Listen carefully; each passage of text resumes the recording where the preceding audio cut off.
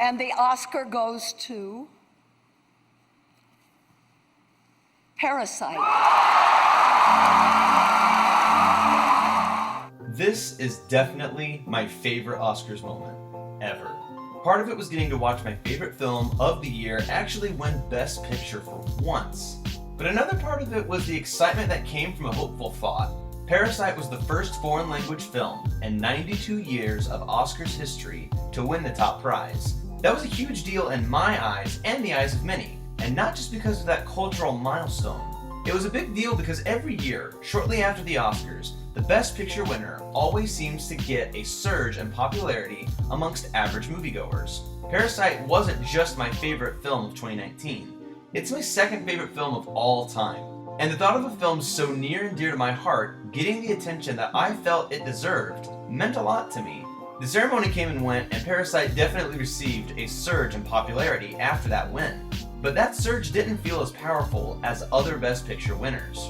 And I think a large part of that is due to one tiny detail: reading. All of this is painfully ironic to me because only a few months before Parasite's big win at the Oscars, director Joon-Ho had this to say at the Golden Globes. 그 자막, 서브타이틀의 장벽도 아니죠. 한 1인치 정도 되는 그 장벽을 뛰어넘으면 여러분들이 훨씬 더 많은 영화를 즐길 수 있습니다.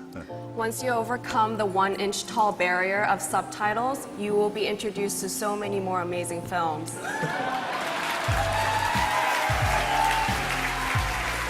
A small part of me knew that despite this statement and Parasite's big win, that there would still be a large group of people who would still be hesitant to watch it, and several other great foreign films for that matter, just because they didn't want to read while watching a movie. Now, this very mindset affected my family. I only recently convinced my parents to finally watch Parasite after nearly 2 years of pleading with them to get past the subtitles, and big surprise, they actually loved it. After we finished the film and the dense discourse that always follows it, I finally spoke with my parents about the whole subtitles thing, and they did admit that as much as they loved the film, the subtitles were hard for them to read. There were a handful of times during our watch where my parents had me pause the film so that I could catch them up on some dialogue that they had missed. And I assured them, and I will assure everyone watching this now, that there is absolutely nothing wrong with that. Reading subtitles, like anything else in this world, isn't something that comes easy. It's something that audiences have to get better at if they want to expand their horizons, like Bong Joon-ho said. So, I've broken things down into 5 simple steps to help you learn how to expand your horizons and start watching foreign language films. Step 1 is simple. Recognize that some of your favorite films already make you read. No one out there gets to claim that they never read subtitles. The Lord of the Rings trilogy is one of the most popular movie franchises in the world, and I know for a fact that about 90% of the people in America who claim that they hate reading subtitles love these movies. And Lord of the Rings isn't the only film out there doing it. There are plenty of easily accessible and digestible popular movies out there in America that make you read just a tiny bit. Any of the Jason Bourne films, any of the Star Wars films, Avatar, Crazy Rich Asians, District 9, The Revenant, Slumdog Millionaire, Sicario, the Planet of the Apes trilogy, the Rush Hour trilogy. Even the Marvel movies that are so popular right now make you read a little bit from time to time. I think you see where I'm starting to go with this. Popular movies that general American audiences love aren't afraid of making their audience read a little bit here and there. So acknowledge that fact and rewatch some of your favorite movies where this concept applies, and then move on to the next step. Now, steps 2 and 3 are where things start to get a bit more specific, so let's break them down. Step 2, watch some movies that split the language barrier around the middle. I admit, this was one of the tougher steps to lay out the groundwork for, so I'm going to provide some extremely specific examples. Inglourious Basterds, Traffic, and Babel. All 3 of these films are considered American productions, and they all deal with international conflicts and characters. This concept alone forces the audience each time into a 50-50 scenario when it comes to language. Each of these films contain long and drawn-out scenes where English is never spoken. So basically, you get thrown into the deep end a few times, then you're rewarded by getting a few scenes in strictly English afterwards. Now, with all that being said, these 3 films are pretty much all the same genre. But if it makes you feel any better, they all received multiple Oscar nominations and wins. and they all made quite a bit of money, meaning that they were popular with Academy voters, critics, and general audiences alike. So they shouldn't be that hard to get into. If you want some other examples that are a different genre, then I'm sure an extra hour or so of Googling might point you in the right direction. Step 3. Watch some of the new hybrid foreign language films. Again, this is super specific, but watch The Farewell and Minari.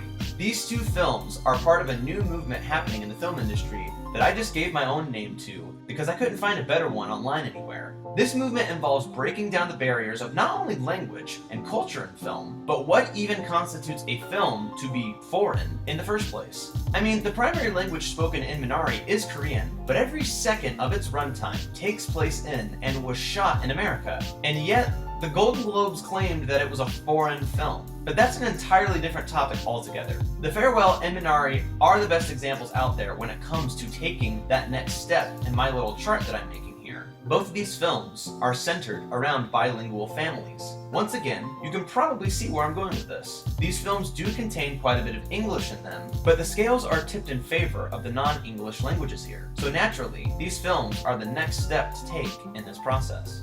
Step 4. Full-on immersion. Okay, so at this point, you've slowly built up your experience in subtitles. You've watched enough films to get used to the idea of reading while simultaneously watching a movie. You are now ready to dive right in. There's nothing left to do except just watch foreign language films at this point. The best part of this step is that foreign is not a real genre. Foreign language films, just like American films, have all sorts of genres, so you can really dive into whatever you're in the mood for first. Are you wanting to watch a romantic comedy? Check out something like Amier. If you're wanting to catch some great action, check out the Raid films. If you're in the mood for horror, check out something like Raw. The sky's the limit here. I'm including a link to my list of top 25 foreign language films on Letterboxd if you want some personal recommendations from me. Another great way to find some excellent choices is to look up winners and nominees for the Best International Feature category at the Oscars. One surefire way to find some bangers is to search for American films that are remakes of foreign language films. Literally every single American film that is a remake of a foreign language film, with the exception of The Departed, doesn't hold a candle to its original. Now, I don't say that with any malice. There are some great American remakes out there, but again, unless we're talking about The Departed, the original film is always better. So from here on out, the training wheels are off.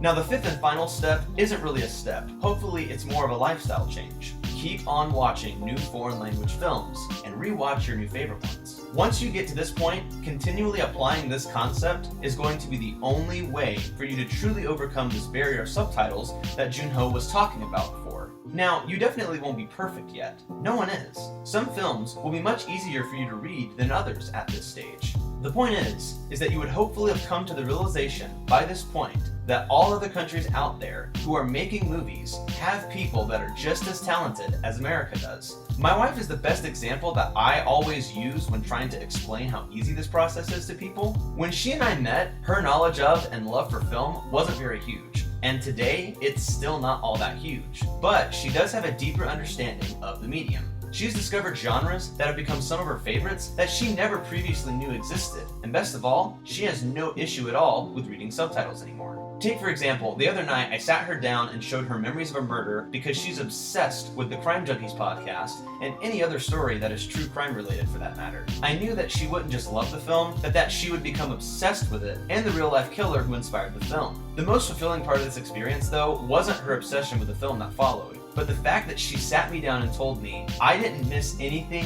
visually. This was the first time that she said this after one of her first time watches of a foreign language film, and that was a huge deal to me. She's now at the point where she has zero problem reading subtitles while simultaneously absorbing the film, and she hasn't even been watching foreign language films for that long.